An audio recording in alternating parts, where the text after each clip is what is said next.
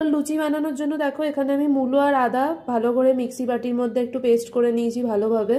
এবার এর মধ্যে যেহেতু ময়দা দেবো তার আগে দিয়ে দিলাম একটু তেল, সাদা তেল ব্যবহার করছি, আর দিলাম একটু চিনি, একটু গোলমরিচের গুঁড়ো। এর মধ্যে নিয়ে নিয়েছি দেখো ময়দা। এবার দিয়ে দিচ্ছি এর মধ্যে সুজি, আর দিলাম পরিমাণ মতো লবণ।